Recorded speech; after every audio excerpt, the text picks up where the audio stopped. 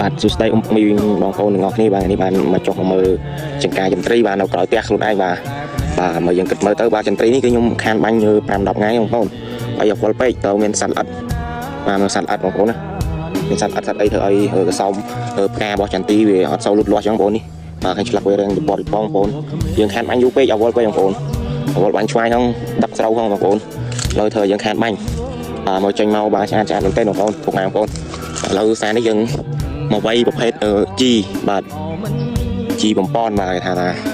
ជីបំពន់បាទជីបំពន់បងប្អូនមកល្អមែនទេបងប្អូនយើងរូបស្លាប់បានល្អបងប្អូនស្លាប់ថ្មីរបស់ខ្ញុំមីបងប្អូនរូបស្លាប់ជោគជ័យនេះថាជោគជ័យហើយយើងខានបាញ់ឥឡូវយកមកបាញ់បងប្អូនទៅយន្តបាទថ្មីអស់ហើយសិតតែមានសំការរបស់បងប្អូនពុកមីបងប្អូនបាទចន្ទទីនេះចូលតិចតាមដែរបងប្អូនខ្ញុំថាយើងបងប្អូនយើងខានបាញ់បងប្អូនសិតតែសំការបងប្អូនវាយប្រភេទជីជំនួយបងប្អូននេះគ្រប់ម៉េចទាំងអស់មានសំការមានអីបងប្អូនណាពុកមីបងប្អូនឆ្លឹកថ្មីទាំងអស់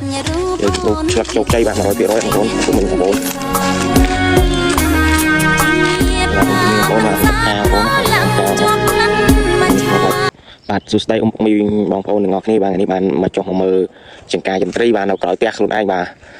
មកយើងគិតមើលទៅបាទចន្ទ្រីនេះគឺខ្ញុំខានបាញ់5-10ថ្ងៃបងប្អូនហើយអវល់ពេកទៅមានសត្វល្អិត